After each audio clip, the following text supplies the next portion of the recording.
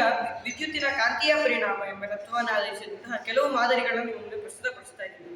ಈ ಮಾದರಿಗಳನ್ನ ನೋಡೋಕ್ಕಿಂತ ಮುಂಚೆ ಕಾಂತ ಮ್ಯಾಗ್ನೆಟ್ ಅಂದ್ರೆ ಏನು ಅಂತ ನೋಡೋಣ. ಕಾಂತೀಯ ವಸ್ತುಗಳನ್ನ ಯಾವ ವಸ್ತು ಆಕರ್ಷಿಸುತ್ತದೆಯೋ ಅಂತಹ ವಸ್ತುವನ್ನ ಕಾಂತ ಅಂತ ಕರಿತೀವಿ. ಹಾಗಾದ್ರೆ ಕಾಂತೀಯ ವಸ್ತು ಅಂದ್ರೆ ಏನು? ಕಾಂತದಿಂದ ಯಾವ ಯಾವ ವಸ್ತುಗಳು ಆಕರ್ಷಿಸಲ್ಪಡುತ್ತದೆಯೋ ಅಂತಹ ವಸ್ತುಗಳನ್ನ ಕಾಂತೀಯ ವಸ್ತುಗಳು ಅಂತ ಕರಿತೀವಿ. ಕಾಂತದ ಸುತ್ತಲಿರುವಂತಹ ಕಾಂತೀಯ ಪ್ರಭಾವವನ್ನೇ ಕಾಂತ ಕ್ಷೇತ್ರ ಅಂತ ಕರಿತೀವಿ. ನಮ್ಗೆ ಈಗಾಗಲೇ ಗೊತ್ತಿರೋ ಹಾಗೆ ಕಾಂತ ಕ್ಷೇತ್ರವನ್ನ ಕಾಂತೀಯ ಬಲರೇಖೆಗಳ ಮೂಲಕ ನಾವು ಪರಿಗಣಿಸ್ತೀವಿ. ಹಾಗೆ ಕಾಂತದಲ್ಲಿ ಉತ್ತರ ಧ್ರುವ ಹಾಗೂ ದಕ್ಷಿಣ ಧ್ರುವವನ್ನು ನಾವು ನೋಡ್ತೀವಿ. ಒಂದು ಕಾಂತವನ್ನ ತೆಗೆದುಕೊಂಡು ಆ ಕಾಂತದ ಮಧ್ಯಭಾಗದಲ್ಲಿ ದಾರವನ್ನು ಕಟ್ಟಿ ಭೂಮಿಯ ಸಮತಲಕ್ಕೆ ಲಂಬವಾಗಿ ಬರುವಂತೆ ತೂಗು ಬಿಟ್ಟರೆ ಅದು ಉತ್ತರ ದಕ್ಷಿಣವಾಗಿ ನಿಲ್ಲುತ್ತೆ. ಕಾರಣ ಅದು ಭೂಮಿಯ ಕಾಂತಕ್ಷೇತ್ರಕ್ಕೆ ಒಳಪಟ್ಟಿದೆ. ಈಗ ನಮಗೆ ಗೊತ್ತಿದೆ ಇದೇ ಪ್ರಿನ್ಸಿಪಲ್ ಮೇಲೆ ದಿಕ್ಸೂಚಿಗಳು ಕಾರ್ಯನಿರ್ವಹಿಸುತ್ತೆ. ಆದ ಕಾರಣ ನಾನು ದಿಕ್ಸೂಚಿ ತೆಗೆದುಕೊಂಡಿದ್ದೀನಿ. ಈ ದಿಕ್ಸೂಚಿ ದಿಕ್ಸೂಚಿ ಆಗಿದ ಕಾರಣ ಉತ್ತರ ದಕ್ಷಿಣವಾಗಿ ನಾರ್ತ್ ಆ್ಯಂಡ್ ಸೌತ್ ಡೈರೆಕ್ಷನ್ ಅಲ್ಲಿ ನಿಂತ್ಕೊಂಡಿದ್ದೀನಿ. ನಾನು ಈಗ ವಿದ್ಯುತ್ತಿನ ಕಾಂತೀಯ ಪರಿಣಾಮ ಅಂದ್ರೆ ಏನು ಅದಕ್ಕೆ ಒಂದು ಮಾಡೆಲ್ ಮೂಲಕ ನಿಮಗೆ ಎಕ್ಸ್ಪ್ಲೇನ್ ಮಾಡ್ತಾ ಇದ್ದೀನಿ. ಈ ಮಾಡೆಲ್ ನಾನು ಒಂದು ತಾಮ್ರದ ತಂತಿ ತಗೊಂಡಿದ್ದೀನಿ. ಇದು ಭೂಮಿಯ ಸಮತಲಕ್ಕೆ ಲಂಬವಾಗಿ ಬರುವ ಹಾಗೆ ಜೋಡಿಸ್ಕೊಂಡಿದ್ದೀನಿ. ಇದರ ಮೂಲಕ ವಿದ್ಯುತ್ ಹರಿಸಿದಾಗ ಇದರ ಸುತ್ತಲೂ ಕಾಂತಕ್ಷೇತ್ರ ಏರ್ಪಡುತ್ತೆ. ಈಗ ನಾನು ಇದರ ಮೂಲಕ ವಿದ್ಯುತ್ತನ್ನು ಹರಿಸ್ತಾ ಇದ್ದೀನಿ. ನೀವು ನೋಡ್ಬೋದು ದಿಕ್ಸೂಚಿ ವಿಚಲನೆಗೊಳ್ತಾ ಇದೆ. ಯಾಕೆ ಅಂದರೆ ಇದರ ವಾಹಕದ ಕಾಂತಕ್ಷೇತ್ರಕ್ಕೆ ಈ ದಿಕ್ಸೂಚಿ ಒಳಪಟ್ಟಿರೋದ್ರಿಂದ ಭೂಮಿಯ ಕಾಂತಕ್ಷೇತ್ರದಿಂದ ಬೇರ್ಪಡಿಸಿ ಈ ವಾಹಕ ತಂತಿಯ ಕಾಂತಕ್ಷೇತ್ರಕ್ಕೆ ಈ ದಿಕ್ಸೂಚಿ ಒಳಪಟ್ಟಿದೆ. ಹಾಗಾಗಿ ಈ ದಿಕ್ಸೂಚಿ ವಿಚಲನೆಗೊಳ್ತು. ಈಗ ಈ ದಿಕ್ಸೂಚಿ ಕಾಂತಕ್ಷೇತ್ರದ ದಿಕ್ಕು ಯಾವುದು ಅಂತ ಇನ್ನೊಬ್ಬ ವಿಜ್ಞಾನಿ ಹಾನ್ಸ್ ಕ್ರಿಶ್ಚಿಯನ್ ಆರ್ಸ್ಟೆಡ್ ಅವರು ಇನ್ನೊಂದು ಪ್ರಯೋಗವನ್ನು ಮಾಡ್ತಾರೆ. ಏನು ಅಂದರೆ ನಮ್ಮ ತಲೆಯ ಮೂಲಕ ವಿದ್ಯುತ್ ಹರಿತಾ ಇದೆ ಅಂದ್ಕೊಂಡ್ರೆ ಎಡಭಾಗಕ್ಕೆ ನಾವು ಚಲಿಸುತ್ತೆ ಅಂತ ಹಾನ್ಸ್ ಕ್ರಿಶ್ಚಿಯನ್ ಆರ್ಸ್ಟೆಡ್ ಅವರು ಹೇಳ್ತಾರೆ.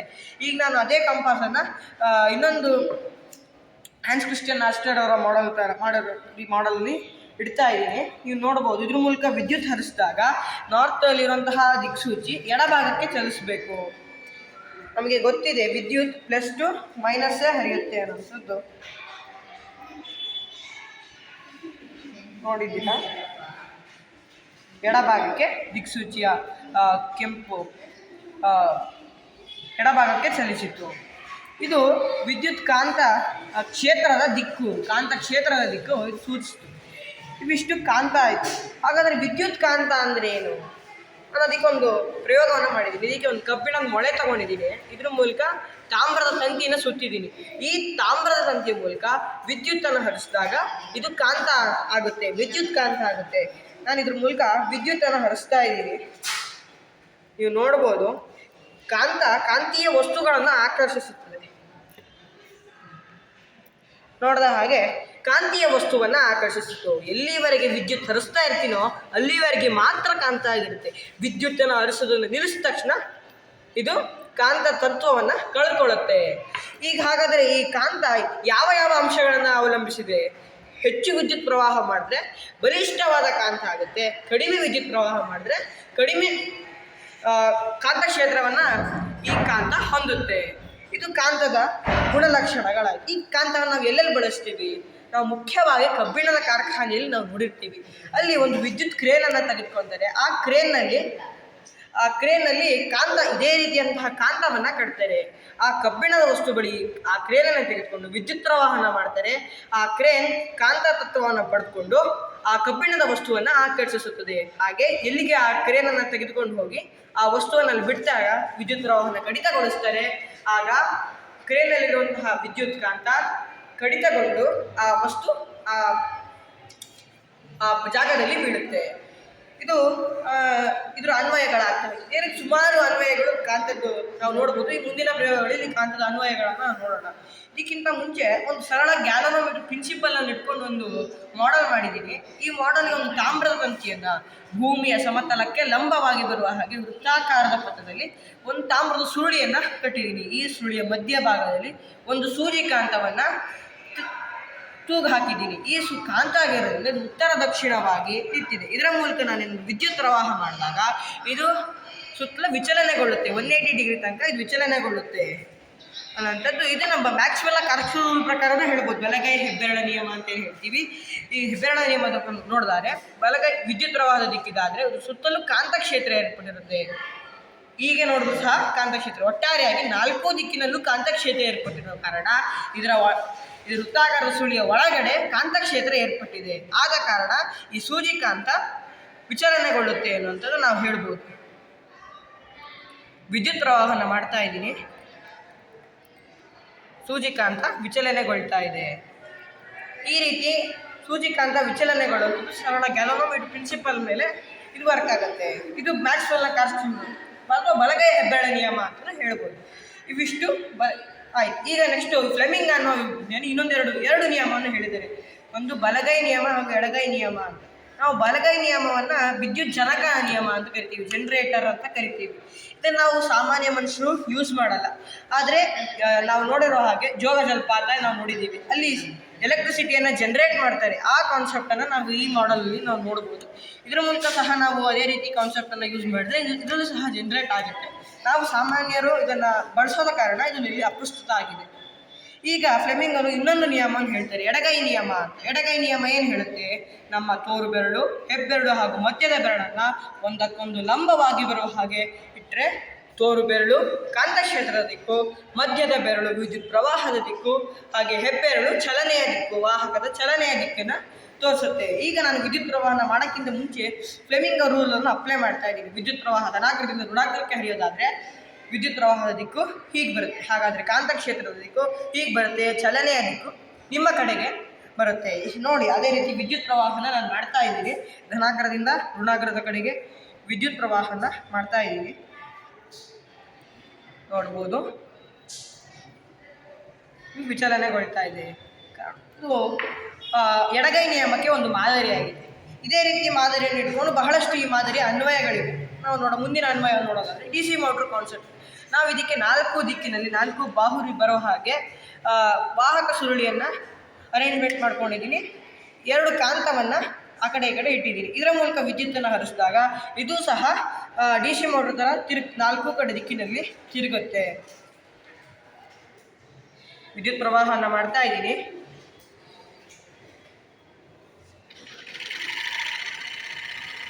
ನೀವು ನೋಡ್ತಾ ಇರ್ಬೋದು, ಚಲನೆಗೆ ಒಳಪಡ್ತಾ ಇದ್ದೇವೆ. ಇದೇ ರೀತಿ ಹಾಗಾದರೆ DC ಮೋಟ್ರ್ ನಾವು ಇದನ್ನೇ ನಾವು ನಮ್ಮ ಮನೆಗಳಲ್ಲಿ ನೋಡ್ತೀವ, ಇದೇ ಕಾನ್ಸೆಪ್ಟನ್ನು ನೋಡ್ತೀವಿ. ಆದರೆ ವಿವಿಧ ರೀತಿಯ ವಿನ್ಯಾಸದಲ್ಲಿ ನಾವು ನೋಡ್ತೀವಿ. ಹಾಗಾದರೆ ಆ ವಿವಿಧ ರೀತಿಯ ವಿನ್ಯಾಸಗಳು ಯಾವ್ಯಾವು? ಇಲ್ಲಿ ನಾವು ನೋಡ್ಬೋದು, ಹೆಚ್ಚಿನ ವಿದ್ಯುತ್ ಪ್ರವಾಹ ಮಾಡಿದಾಗ ಇದು ಸಹ ನಮ್ಮ ಮಿಕ್ಸರ್ ಗ್ರೈಂಡರ್ಗಳು ತಿರುಗೋ ಹಾಗೆ ಈ ರೀತಿ ವಿನ್ಯಾಸಗಳನ್ನು ನಾವು ಮಿಕ್ಸರ್ ಗ್ರೈಂಡರ್ಗಳಲ್ಲಿ ನೋಡ್ತೀವಿ. ಇದರ ಮೂಲಕ ಸಹ ವಿದ್ಯುತ್ ಪ್ರವಾಹ ಹರಿಸಿದಾಗ ಇದು ಸುತ್ತಲೂ ಚಲನೆಗೆ ಒಳಪಡುತ್ತೆ. ಇಲ್ಲಿ ವಿದ್ಯುತ್ತಿನ ಅಭಾವ ಇರೋ ಕಾರಣ ಈ ಮಾಡೆಲ್ನ ತೋರ್ಸೋಕ್ಕಾಗ್ತಾ ಇಲ್ಲ. ಒಟ್ಟಿದ್ರ ಮೂಲಕ ವಿದ್ಯುತ್ ಪ್ರವಾಹನ ಮಾಡಿದಾಗ ಇದು ಚಲನೆಗೆ ಒಳಪಡುತ್ತೆ. ಅರೇಂಜ್ಮೆಂಟ್ ಏನೇನು ಮಾಡ್ಕೊಂಡಿದ್ದೀವಿ ಅಂದರೆ, ಒಂದು ಮ್ಯಾಗ್ನೆಟನ್ನು ಇಟ್ಕೊಂಡಿದ್ದೀವಿ. ಆ ಮ್ಯಾಗ್ನೆಟಿನ ಕೆಳಭಾಗದಲ್ಲಿ ಈ ತಂತಿಗೆ ಧನ ಅಂಶವನ್ನು ಕೊಟ್ಟಿದ್ದೀವಿ, ಹಾಗೆ ಮೇಲ್ಭಾಗಕ್ಕೆ ಋಣ ಅಂಶವನ್ನು ಕೊಟ್ಟಿದ್ದೀವಿ. ವಿದ್ಯುತ್ ಪ್ರವಾಹನ ಮಾಡಿದಾಗ ಇದು ಚಲನೆಗೆ ಒಳಪಡುತ್ತದೆ. ಹಾಗೆ ಇನ್ನೊಂದು ಮಾಡೆಲನ್ನು ಮಾಡಿದ್ದೀನಿ. ಇದು ನಾವು ಫ್ಯಾನ್ಗಳಲ್ಲಿ ಈ ರೀತಿ ಅರೇಂಜ್ಮೆಂಟ್ ಮಾಡಿರ್ತಾರೆ. ಈ ರೀತಿ ಅರೇಂಜ್ಮೆಂಟ್ ಇದೆಲ್ಲ ಈ ರೀತಿ 3 ಬಾಹುಗಳು, 3 ರೀತಿ ವಿದ್ಯುತ್ ಸುರುಳಿ, ತಾಮ್ರದ ಸುರುಳಿಯನ್ನು ಮಾಡಿದಾಗ ಇಲ್ಲೊಂದು ಮ್ಯಾಗ್ನೆಟನ್ನು ಇಟ್ಕೊಂಡಿದ್ದೀನಿ. ಇದ್ರ ಮೂಲಕ ವಿದ್ಯುತ್ ಪ್ರವಾಹನ ಮಾಡಿದಾಗ ಇದು ಸಹ ಚಲನೆಗೆ ಒಳಪಡುತ್ತೆ ಅನ್ನೋಂಥದ್ದು. ಇದಿಷ್ಟು ಫ್ಲೆಮಿಂಗ್ ಅವರು ಎಡಗೈ ನಿಯಮಕ್ಕೆ ಉದಾಹರಣೆ. ನಾನೀಗ ಅವಾಗಲೇ ಹೇಳಿದೆ ಗ್ಯಾಲೋನೋಮೀಟರ್ ಪ್ರಿನ್ಸಿಪಲ್ ಅಂತ ಹೇಳಿದೆ. ಗ್ಯಾಲೋನೋಮೀಟರ್ ಅಂದರೆ ಏನು? ಒಂದು ಸ್ಮಾಲ್ ಕರೆಂಟನ್ನು ಪತ್ತೆ ಮಾಡೋಕ್ಕೆ, ಒಂದು ಶೆಲ್ಲಲ್ಲಿ ಹಳೆ ಬೆಟ್ಟು ಶೆಲ್ಲಲ್ಲಿ ವಿದ್ಯುತ್ ಇದೆಯೋ ಇಲ್ಲೋ ಅನ್ನೋದನ್ನು ಪತ್ತೆ ಮಾಡೋಕ್ಕೆ ಗ್ಯಾಲೋನೋಮೀಟರ್ನ ಬಳಸ್ತೀವಿ. ಇದು ಸ್ವತಃ ನಾವೇ ತಯಾರು ಮಾಡೋದ್ರಿಂದ ನಮಗೆ ಇದಕ್ಕೂ ಹೋಲಿಕೆ ಮಾಡೋಕ್ಕಲ್ಲ, ಅಕ್ಯುರೇಟ್ ಆಗಿ ತೋರಿಸುತ್ತೆ ಅಂತ ಹೇಳೋಕ್ಕಾಗಲ್ಲ. ಅದೇ ರೀತಿ ನೋಡಿಕೊಂಡು ನಾವು ಗ್ಯಾಲೋನೋಮೀಟ್ರ್ ಮಾಡಿದ್ವಿ. ಲ್ಯಾಬಲ್ಲಿ ಹೇಗಿರುತ್ತೆ ಗ್ಯಾಲೋನೋಮೀಟ್ರ್ ಅದೇ ರೀತಿಯಿಂದ ನೋಡಿಕೊಂಡು ಮಾಡಿದ್ವಿ. ಒಳಗಡೆ ವಿನ್ಯಾಸವನ್ನು ನಾವು ನೋಡ್ಬೋದು. ಹೇರ್ ಸ್ಪ್ರಿಂಗನ್ನು ತೆಗೆದುಕೊಂಡಿದ್ದೀವಿ, ತಾಮ್ರ ತಂತಿಯನ್ನು ಸುತ್ಕೊಂಡಿದ್ದೀವಿ. ನೋಡ್ಬೋದು ಹೇಗೆ ವಿನ್ಯಾಸವನ್ನು ನಾವು ಮಾಡಿದ್ದೀವಿ ಅಂತ. ಗ್ಯಾಲೋನೋಮೀಟ್ರ್ ನಾವು ನೋಡಿದ್ದೀವಿ. ಈಗ ಗ್ಯಾಲೋನೋಮೀಟ್ರನ್ನ ಅಳಿಯೋಕ್ಕೆ ನಾವು ಸ್ಮಾಲ್ ಕರೆಂಟನ್ನು ಅಳಿಯೋಕ್ಕೆ ಬಳಸ್ತೀವಿ ಅಂತ ಹೇಳಿದೆ ನಾನು. ಹಾಗಾದರೆ ಸ್ಮಾಲ್ ಕರೆಂಟನ್ನು ನಾವು ಹೆಂಗೆ ನೋಡ್ಬೋದು? ಇಲ್ಲಿ ಇದಕ್ಕೆ ಒಂದು ಟ್ರಾನ್ಸ್ಫಾರ್ಮರನ್ನು ನಾವು ನೋಡಿದ್ದೀವಿ. ಟ್ರಾನ್ಸ್ಫಾರ್ಮರ್ ಹೇಗೆ ಕಾರ್ಯನಿರ್ವಹಿಸುತ್ತೆ, ಎಲ್ಲೆಲ್ಲಿ ಇದಕ್ಕೆ ಉದಾಹರಣೆ ಅಂತ ನೋಡೋದಾದರೆ, ನಾವು ನೋಡಿರ್ತೀವಿ ವಿದ್ಯುತ್ ಜನಕಾಗ್ರಗಳಲ್ಲಿ ನೋಡಿರ್ತೀವಿ 1,00,000 ವೋಲ್ಟ್ ಇರುತ್ತೆ, ಎಚ್ಚರಿಕೆ ಇಲ್ಲಿ ಒಳಗೆ ಬರಬೇಡಿ ಅಂತ ಅಲ್ಲಿ ಹಾಕಿರ್ತಾರೆ. ಹಾಗೆ ಇನ್ನು ನಮ್ಮ ಒಂದು ಕಡೆಯಲ್ಲಿ 10,000 ವೋಲ್ಟ್ ಹಾಕಿರ್ತಾರೆ, ಎಚ್ಚರಿಕೆ, ಅಪಾಯಕಾರಿ, ವಾರ್ನಿಂಗ್ ಅಂತ ಹಾಕಿರ್ತಾರೆ. ಹಾಗೆ ನಮ್ಮ ಮನೆ ಎದುರುಗಡೆ 1000 ವೋಲ್ಟ್ ಕರೆಂಟ್ ಇದೆ, ಅಪಾಯಕಾರಿ ಅಂತ ಹಾಕಿರ್ತಾರೆ. ಹಾಗೆ ನಮ್ಮ ಮನೆ ಮೀಟರ್ ಬೋರ್ಡಲ್ಲಿ ನೋಡಿದ್ರೆ 220 ವೋಲ್ಟ್ ಹಾಕಿರ್ತಾರೆ ಅಂತ. ಹಾಗೆ ಇವೆಲ್ಲ ಹೇಗೆ ಕಡಿಮೆ ಆಗ್ತಾ ಬಂತು? ಅದಕ್ಕೆ ಈ ಟ್ರಾನ್ಸ್ಫಾರ್ಮರ್ಗಳನ್ನು ಅಲ್ಲಿ ಬಳಸ್ತಾರೆ. ಸ್ಟೆಪ್ ಡೌನ್ ಮಾಡೋಕ್ಕೆ ಟ್ರಾನ್ಸ್ಫಾರ್ಮರ್ಗಳನ್ನು ಬಳಸ್ತಾರೆ. ಹಾಗೆ ಸ್ಟೆಪ್ ಅಪ್ಗೂ ಸಹ ಟ್ರಾನ್ಸ್ಫಾರ್ಮರ್ಗಳನ್ನು ಬಳಸ್ತೀವಿ. ನಾವು ಸ್ಟೆಪ್ ಅಪ್ಪನ್ನು ನಾವು ನೋಡೋದಕ್ಕೆ ಕಾರಣ ಸ್ಟೆಪ್ ಅಪ್ಪಿನ ಮಾದರಿನ ನಾನು ಮಾಡಿಲ್ಲ, ಸ್ಟೆಪ್ ಡೌನ್ನ ಮಾದರಿನೇ ನಾನು ಮಾಡಿದ್ದೀನಿ. ಇದನ್ನು ಉಂಟಾ ಕೊಟ್ಟರೆ ಸ್ಟೆಪ್ ಅಪ್ ಆಗುತ್ತೆ. ಆ ಸ್ಟೆಪ್ ಡೌನ್ನ ಮಾದರಿ ನಿಮ್ಗೆ ತೋರಿಸ್ತಾ ಇದ್ದೀನಿ. ಸ್ಟೆಪ್ ಡೌನ್ ಹೇಗೆ ಕಾರ್ಯ, ನಾನು ಇಲ್ಲಿ ಏನು ಒಂದು ಕಬ್ಬಿಣದ ವಸ್ತು ತೆಗೆದುಕೊಂಡಿದ್ದೀನಿ. ಆ ಕಬ್ಬಿಣದ ವಸ್ತುಗೆ ತಾಮ್ರ ತಂತಿಯನ್ನು ಸುತ್ತಿದ್ದೀನಿ 2 ಭಾಗಕ್ಕೆ, ಒಂದಕ್ಕೊಂದು. ಇದು ತಾಗಿಲ್ಲ, ಎರಡೂ ಕಡೆ ತಾಮ್ರದ ತಂತಿಯನ್ನು ಸುತ್ತಿದ್ದೀನಿ. ಈ ತಾಮ್ರದ ತಂತಿಯಲ್ಲಿ ವಿದ್ಯುತ್ ಪ್ರವಾಹನ ಮಾಡಿದಾಗ ಅದು ಕಾಂತ ಕ್ಷೇತ್ರದಿಂದ ವಿದ್ಯುತ್ ಅಯಾನುಗಳ ವಿನಿಮಯದಿಂದ ವಿದ್ಯುತ್ ಈ ತಂತಿಗೆ ಅದು ವರ್ಗಾವಣೆಗೊಂಡು ಗ್ಯಾಲೋನೋಮೀಟರ್ ಕನೆಕ್ಷನ್ ಕೊಟ್ಟಿರೋದ್ರಿಂದ ಗ್ಯಾಲೋನೋಮೀಟರ್ನ ದರ್ಶಕ ಚಲಿಸುತ್ತೆ. ಹಾಗಾದರೆ ನಾನೀಗ ವಿದ್ಯುತ್ತಿನ ಕನೆಕ್ಷನ್ನ ಕೊಡ್ತಾ ಇದ್ದೀನಿ, ನೋಡ್ಬೋದು. ಗ್ಯಾಲೋನೋಮೀಟರ್ನ ದರ್ಶಕ ಚಲಿಸುತ್ತೆ, ದರ್ಶಕ ವಿಚಲನೆಗೊಳ್ತಾ ಇದೆ. ಇದು DC ಕರೆಂಟ್ ಆದ ಕಾರಣ ಸರಿಯಾಗಿ ವಿಚಲನೆಗೊಳ್ಳಲ್ಲ. AC ಕರೆಂಟಲ್ಲಿ ಗ್ಯಾಲೋನೋಮೀಟರ್ ದರ್ಶಕ ಸರಿಯಾಗಿ ವಿಚಲನೆಗೊಳ್ಳುತ್ತೆ. ಇಷ್ಟು. ಹಾಗಾದರೆ ನಾವು ಇದೇ ರೀತಿ ಟ್ರಾನ್ಸ್ಫಾರ್ಮರ್ ನಾವು ಎಲ್ಲ ಕಡೆ ನೋಡ್ತೀವ. ನಮ್ಮ ಫೋನ್ ಚಾರ್ಜರ್ಗಳಲ್ಲಿ ಇರ್ಬೋದು, TV ಪ್ಲಗ್ಗಳಲ್ಲಿ ಇರ್ಬೋದು, ಇದೇ ರೀತಿ ಟ್ರಾನ್ಸ್ಫಾರ್ಮರ್ ನೋಡ್ತೀವ. ಕಾನ್ಸೆಪ್ಟ್ ಇದೇ ರೀತಿ ಇರುತ್ತೆ. ಅದು ವಿವಿಧ ರೀತಿಯ ವಿನ್ಯಾಸಗಳು, ಇಲ್ಲಿ ಹೇಗೆ ವಿನ್ಯಾಸಗಳನ್ನು ನಾವು ನೋಡಿದ್ವು, ವಿವಿಧ ರೀತಿಯ ವಿನ್ಯಾಸಗಳಲ್ಲಿ ನಾವು ಈ ಟ್ರಾನ್ಸ್ಫಾರ್ಮರ್ ನಾವು ನೋಡಿದ್ದೀವಿ. ನನ್ನ ಅಕ್ಕಪಕ್ಕ ಬರುವ ಹಾಗೆ ಟ್ರಾನ್ಸ್ಫಾರ್ಮರ್ ತೋರಿಸ್ಕೊಂಡಿದ್ದೀವಿ.